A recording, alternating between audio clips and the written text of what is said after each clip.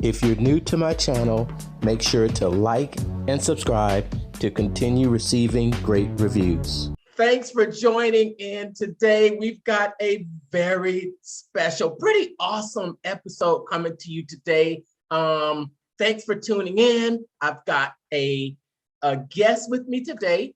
He is the owner and CEO of a Redhouse Virtual Education. So you might say, what is Redhouse Virtual Education? Well, it is the future of education. It is the melding of the metaverse with, metaverse virtual reality with education. And we have one of the pioneers of this space. He goes by the name of Dr. Tony Scallion. Dr. Scallion, welcome. Give us a little bit of a background about you and what you do. Well, my name is Dr. Scallion, CEO of Redhouse Virtual Education. I started in education. Well, actually, I started as a computer system analyst, from San Antonio, Texas, originally, my hometown, your hometown, love it. And then I moved to Dallas, Texas, started working with underserved school districts, working with robotics and how to bring robotics to underserved school districts. So as I started working in that space as an engineering teacher, after I left the computer industry, I saw that there was a bridge and there was a gap between education and technology while I was working with students. So landed at a school in Dallas, Texas, DeSoto, Texas, and started an engineering program there with most minority students. We started with robotics, we started with solar car, and the program grew. And then I started kind of working and dabbing in the virtual reality space at the time, about 2016. And started dipping and dabbing in that, built the application, sold it, and said, man, there's a lot I could do with this when it comes to our community of schools and students. So we started building Redhouse. We got a nice partnership that we started with Microsoft in this venture, Stanford University, SMU. Some of those colleges kind of bought onto my concept of virtual reality and in education. And I started kind of like, just pushing the concept around to, different places in the United States and seeing how it would go. At the same time, we were working on the product. So we started off, we built a learning management system, and that did pretty good, some of the historical Black colleges. And then we finalized our product and how it would work. So we decided to build, before it was called Metaverse, we decided to build a collaborative platform that worked with most of the lenses out there, from the HoloLens, Microsoft HoloLens, to Oculus, to a lens that came from China called Nreal, to a desktop version, Xbox version, different versions. So there's no barrier to entry for the underserved community of schools. They all use these devices, but they have to be able to come into a device, something that they have at home, or that's not that expensive for them. So we started building what's called schools, Metaverse, Metascoolzz, or they can go to schoolsio.com and you can create an avatar, come in. But the special thing about us is we look at ways that you can interact with each other collaboratively. Okay. So you can actually do simulations, and we'll show you today, where you can do simulations and grab simulations and build simulations like the solar system or a medical body, a medical anatomy. We started an anatomy program with DeSoto ISD where they do anatomy virtually because they couldn't get to the colleges. And now they could actually work with professors at the colleges remotely by coming into a virtual space with any device. So that's our idea of what we look at as a full XR space, extended reality space. It extends to all agnostic, all devices, and we're adding on more and more devices every month. So you call it XR, extended reality? Yes, sir, XR. Okay. That's so interesting. One thing you mentioned about the education, you mentioned the lenses, and right. So are these are these lenses, what part do they play in this this experience that you have in these extended reality world? Can you have that? Is it computer based and a lens based? Yes, it's both computer based. A student can be on their desktop and they can come to a virtual space as an avatar. At the same time, a student that has a more expensive lens like a HoloLens or a middle expensive price lens like the InReal or Lynx lens, and they could come in with that space and they can see their own environment, but they still see that avatar, but they can still interact with that student that's in that virtual space. Where the lenses play a part is there's going to be a number of different lenses in our, I guess, world or in other countries. Every country will adopt a different type of equipment. So we looked at some of the best equipment, starting off with the HoloLens, its base, and all the things that's built in HoloLens. I always call the HoloLens like the Cadillac of all the other lenses. After the HoloLens was built, and everybody else kind of built onto this technology. So that foundation really helped us to be able to bridge these other lenses to our environment, where now they all interact the same. So nobody knows who has on what, right? Okay. But now everybody from different cultures or different lens cultures, I would say, it's going to be a different lens culture. Some people love Oculus. Some people love HoloLens. Some people love Lynx. Some people love InReal, which is a lens that connects to your cell phone and you can log in.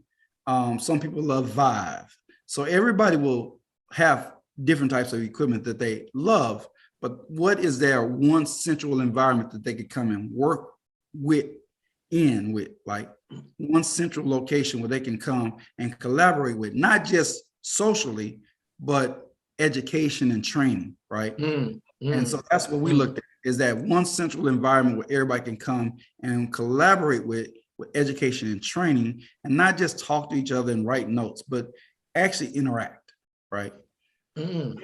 So in this environment that you have developed, yes, sir. So in your environmental space, you can interact in this space through a desktop, and the different type of lenses. Is the experience different based on what type of lens or how you enter into that environment?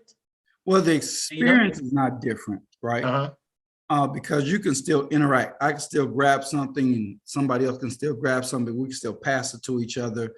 My experience with a augmented reality lens, which is mainly the future of where we're going, is that I can actually see the world around me. It's mixed reality, so it's mixed in with my environment. The virtual space is a space where you see a made up environment. So I can create any space for somebody, but everybody doesn't want to be in virtual. Some people want to be able to see what's going on around them, at the same time be able to interact. So our experience of interaction and collaboration is still the same, right? It's just how do you want to see your environment? Do you want to see your environment, mix it in with your regular environment, see that avatar, and then see that simulation that you're working with hands-on? Or do you want to be in a closed virtual space, right? And some people have a problem with being closed in. So that's what we looked at too. Nice. Okay. I think that gives me an idea of, or gives everyone that's listening just an idea of, you don't have to have a particular lens to take place in your virtual space or your extended reality space. And that's what a true metaverse should be, where there's no one brand lens that helps you to interact with each other, right? Because everybody has different cell phones. So what makes that environment so special when there's only one brand and one lens that I can come into? It should be a collaboration of all that type of equipment in one space. Especially when it comes to training and education, all of us have, different abilities or different prices that schools, especially underserved schools that we work with, that some of them can't afford a $3,500 lens, or some of them can't afford a $1,000 lens or things like that. Some of them might need a virtual environment that's $299, or then the lens costs will start dropping down as more people start to adopt this environment. This will be over 50 million users by 2023. So, but what type of users? What type of users, right? Is there going to be Oculus users? Is there going to be in real users? Is there going to be, what type of users? Is there going to be HoloLens users? Most corporations use HoloLens already. So we don't want to stop that training from somebody using HoloLens. But then some people don't want to carry a big HoloLens around. They can carry an in-real around in their pocket, connected to their cell phone, and log into a virtual space and still interact with that high-end user.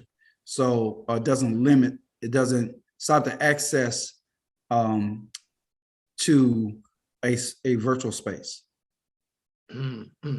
I know we've talked about the virtual reality and the extended reality, but for someone out there that this is completely new to, how would you explain what this new metaverse extended reality, how would you explain this world? Because you also know that in this space, there's almost living space, some Right. social interactions. There can be social interactions. There can be possibly maybe sports interactions. Right.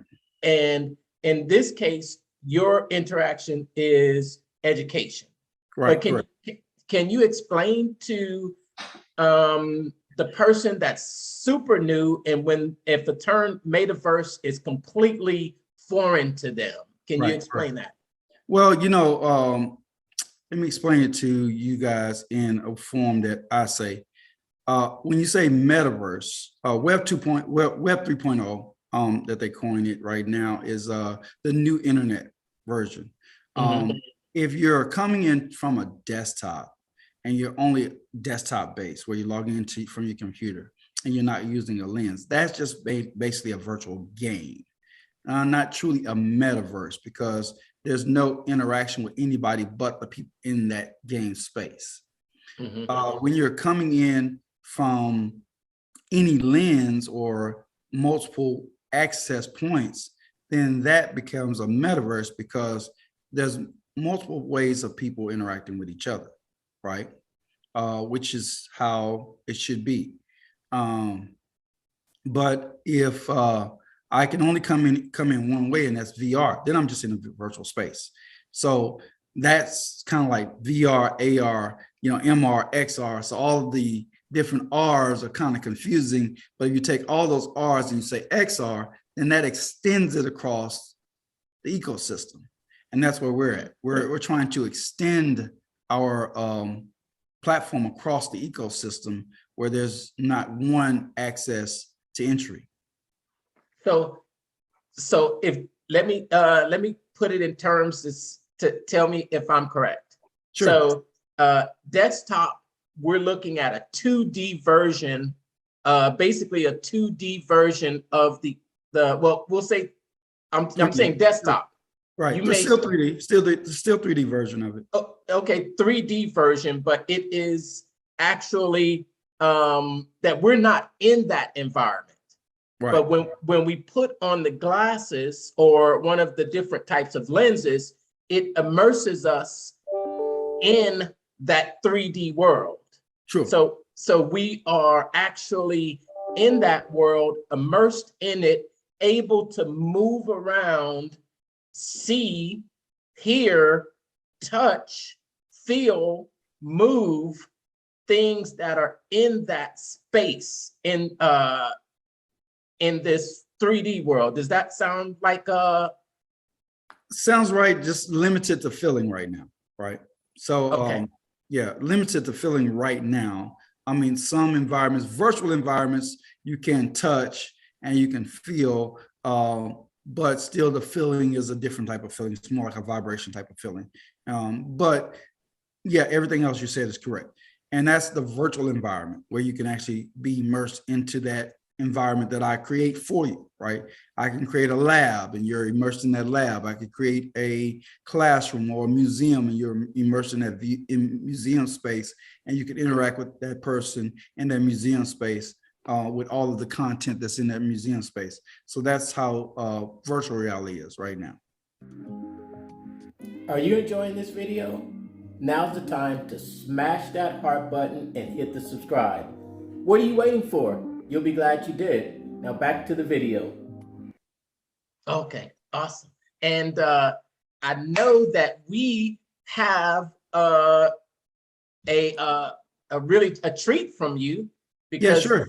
Because you're going to show us an example of what it is like, well, what your education platform is like inside of this extended reality world. Yeah, today we're going to actually bring you into one hour museums, and one of my guys will jump in and actually interact with the medical anatomy that we built for 1 hour schools, and then he'll show you some other simulations. So I'm going to share my screen right now. All right, awesome. This is pretty awesome. This is cool. And our application again is called Schoolzz. Okay. Scoollzz. Yes, sir. Scoollzz. So now I'll log in from my desktop. Okay. We make it real simplistic. So we do a scheduling. So now this is my schedule. So to speak, classroom schedule of all of the co-spaces that are created that I can come into. So I can join. I can open up this space right here. And I launch that space. And then here's the beach that I'm on. Okay. Waiting for him to come into this space.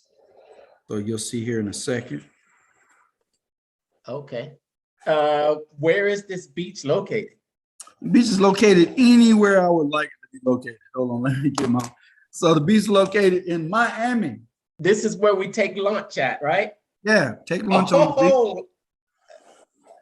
I can see myself laying on one of those lounge chairs just like this. Hey, quick question. Sure. Can I come away with a suntan in the metaverse? Sure. We take you right over to the water and let you lay next to the water on our nice sunny area. I might come out sunburned. I don't know. I got to put on some sunscreen. As you can see. And here comes one of my guys. So then as I see him coming, I go to my student panel, find my waiting students, and I just let my student come in. And then I can now move around and see where Tinyu is at. There's Tinyu. Hey, Tinyu. Hey, Tony. Hello. Wave to the crowd. Oh, hey. That's cool. So then I can actually launch one of my simulations to Tinyu. We have a library of different content that we have here. So we'll show you how he interacts with the heart.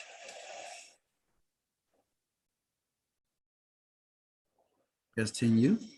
There's the heart. And I can explode the heart. Okay. So right now we're having classroom in a beach. Can we go into a different setting, like a classroom setting? Yeah, so as a teacher chooses a different setting, then that's when you can come into the different settings. So you see Tinyu actually is simulating now how he is actually putting a heart together. So as the instructor, I can talk to him right here, and he's simulating how he's putting the heart together. Oh, wow. Okay.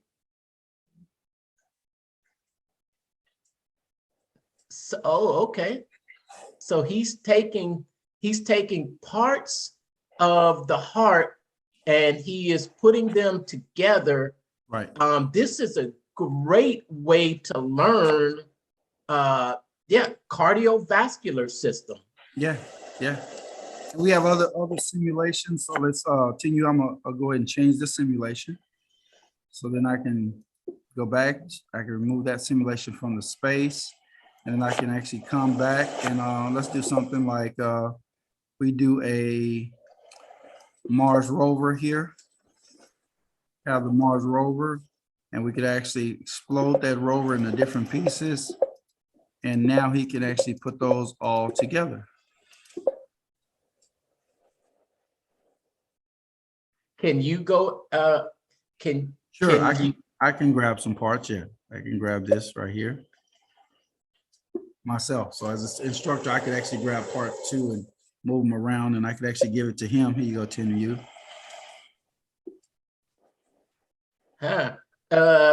Can you put yourself in that screen also? Well, I am in the screen. He sees me right now as an avatar. Okay, okay. So he sees you the way that we see him. We're correct.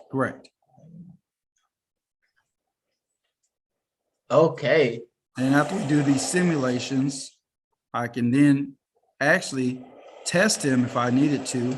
I can send him a actual test on that space. If we built a test, we can now give him an assessment, and then he can take that assessment test. So I can launch this right here, like reading test, and now he sees that reading test, and now he's answering those questions in that reading test, and I get feedback from him if he did that reading test or he did this assessment correct. He built, so we could launch an assessment on the Mars rover and all the parts of it. And if he does it correct, then we get that real-time data sent over to us on our dashboard on if he did all of his tasks correctly. Oh, this is very useful. I can see this being used in lots of different scenarios. Right. Number of use cases that you can use this from. So then we tell Tenu goodbye. See you, Tenu. And then I can just go here, go home, close my classroom. And now my schedule pops back up. We go, sign out. And now we're back home with you. Awesome. I love that classroom view. I love that. We have a number of, we have over 20 different spaces that we're adding where students can come in or training can come in and collaborate with each other. We have some new programs that we're adding on, reading programs, some math programs, forensic, cybersecurity programs, and just a number of different programs that underserved communities have a problem with bringing to the schools, just school districts in general. We have a university that's doing it with legal and law. Right now, we're building that out for them. They'll launch it in the next month, where they do all their consortiums over the summer. So they'll bring lawyers in to talk about a number of different topics, but then they get the lawyers on the other end to take the test, and they get those results right away, turn those results in, and then they get certified. So that's what they're doing over the summer. A law school is doing that because they do their consortium over the summertime. So, and then we have a museum that's launching. Maybe 40 different schools will come into a museum, get a tour of some historical museum in Oklahoma, talking about Black Wall Street and seeing some things like that. So a number of different use cases. It's from medical, science, anything that you can imagine. What are the advantages of this type of learning environment? Well, the advantages is collaboration, right? Hands-on. You have a number of different users. So being able to collaborate with users, and then also access to real professionals like me and you, and the Mars or NASA engineers that could actually come in and work with our students virtually. So it's not just the content, but it's the access to professionals that those students would never have access to before, right? Where they could actually interact with those professionals, right? The logistics of a school district having to pay right now at this point to go down to NASA, we're in Texas, it's still, maybe $5, $6, $7 to $10,000 to get all my students, plus just the security of that, right? Cost. So I mean that logistics cost is pretty expensive, probably more than 10. So if I'm spending $10,000 to get my students there just to take a tour, why can't I just log my students in virtually and they can take a tour virtually with less the cost, right? And I can take more students and have more students have that access to that to NASA, or have access to interacting with a NASA engineer, or interacting with a professional, or getting an interview from a professional instead of Zoom or Teams or one of these types of, because like I said, some people say, Zoom is old, because people are tired of being, just face to face. They want to interact with each other. They want to have some type of social interaction if they can't because of COVID, right? Oh yes, it brings meetings.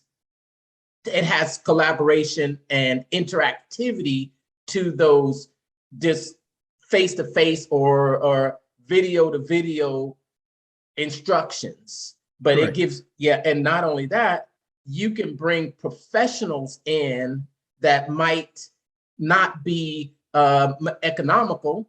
It might be outrageously expensive to bring experts in and basically have them in the room. Right. And instead of taking the students there, you bring the classroom environment to the students. Yes, true. And then you bring it anywhere. I mean, a student can be in another country and have a same collaboration with a student in the United States or anything like that. It just opens up so much when it comes to being able to be trained. And then our space has translation. So we translate over 100 languages. So any student from the United States can talk to a student in Spain, right? In Mexico, or in Brazil. There's no barrier to communication either, because I speak in my language of origin, and then you speak in yours, and we have chat with each other where we could actually see that translation inside of a virtual space. Now there's no barrier to us even working together. So, I mean, we thought through a lot of things that we need when it comes to not just collaborating with each other as Americans, but collaborating with the world as a community when it comes to education. Oh, nice. I love it. So, what is the goal? Where is Redhouse Virtual Education going? Well, Redhouse is going right now, and with our application schools is growing. We're actually been funded by Microsoft, which is like really big for us to actually scale our product nationwide. So we're looking at doing that next, moving into some enterprise like medical spaces to do collaborative medical or telemed.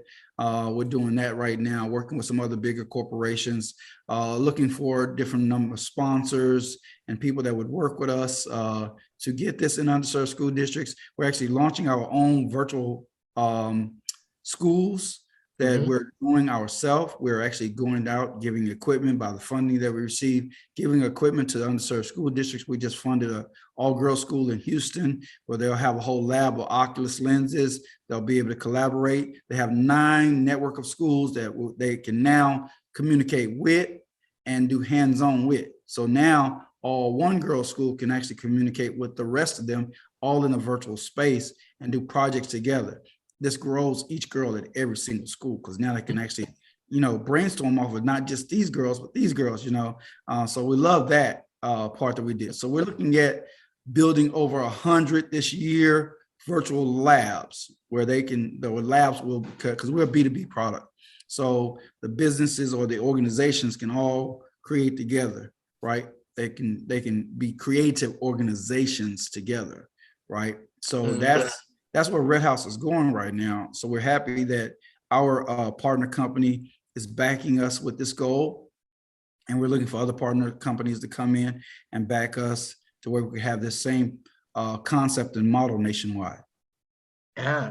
If there was someone out there listening that wanted to get more information, can you tell, what type of opportunities that you have, such as like a branding or sponsorship, more specific information about those opportunities and how they'd be able to reach out to you?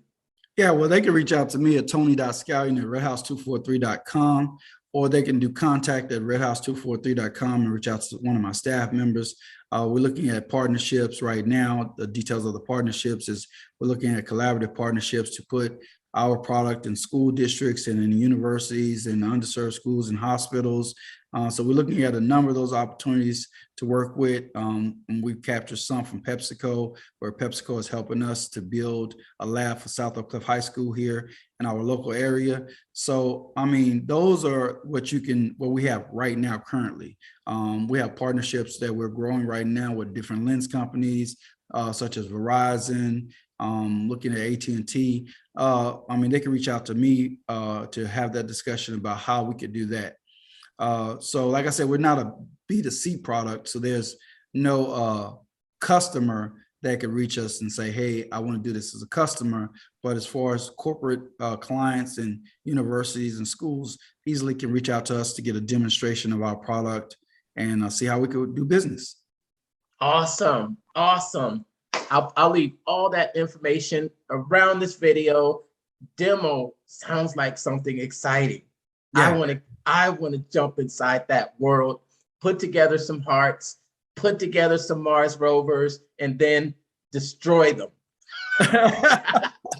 Well, we look forward to you doing that. We'll get you a demonstration soon. You my right-hand man, so love interviewing with you. And always, we've been knowing each other for, 30 years, right? You was with me when I first just came up with this concept, right? Yeah, yeah. So that's a beautiful thing of how, I'm proud of you, how you reinvented yourself in this space. So, you saw the conception of my ideas and, to go sit back and talk to me and say, man, you're not crazy. You said, wow, you really gonna do that? And I was like, yeah, man, I'm gonna do this. And you're like, all right, I'm with you, man. So, hey, I know now you actually get to see what I was talking about when we was talking about that back in was that 2014 when I was at the food district and yeah. What I was gonna do. You've always been a visionary person that can see what's coming in the horizon. So I have no doubt that this is, I told you the other day, I said, you can see into the future because you were talking about this before there was a peep about this metaverse or COVID. Yeah, right. You had the wheels turning. You had the company in place, the assets in place, the research done, the developers already sourced, and you were already putting together this world that everybody else is just now catching up with. Yeah. I mean, truly, I can thank God for that. Being a visionary since I was young, thinking about inventions. You were around when I first started my first tech company back in '96, right? Well, we had fun with that. Well, the Web 2.0, and I was actually building a website with social media before we even had Facebook. Imagine that. So, that was something that even you remind me of. Hey, man, you remember when you did? Yeah. I started that company back then. But you know what? The growth of being a visionary is really something that's been special to me. My goal has always been to educate kids and students, especially students of color, because, that's where I came from, where when I was young and I studied every other word and really couldn't even speak at times. And the library was my resource to another world from where I lived. So now I can bring that world to students like I was, because that's what I see. I see myself in not having things, but when I had that local library, it helped me to read, to be able to speak articulately, to grow in education and be where I'm at now. So that's the same thing that I'm trying to get our world and our community to see that we should do. right? How do you take a kid that's from the projects and immerse him into a world, right? Where, like me, I immersed myself into this world of education and books that taught me how to read and speak and be that visionary of the future, right? But how do we give that or put that in other kids' hands like the books were put in my hands? Back then it was books. Now, how do we make this virtual world accessible to all the kids that we have in our underserved community of kids so they can see themselves in the future, right? And that could be their ticket to prosperity and reaching their goals, right? And being a visionary. Equity brings legacy, right?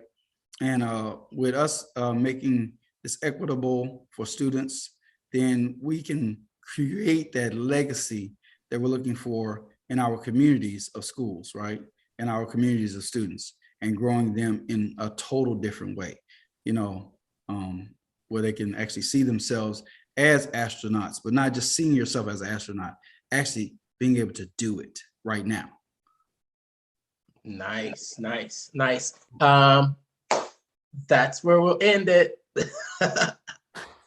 Hope you guys have enjoyed this interview with the distinguished Dr. Scallion with Redhouse Virtual Education. Remember, if you're out there and you want to, you have any any need for it, or a school district, or a company that could really benefit from getting involved in this virtual education platform, reach out to him. Okay, till next time, family, take care.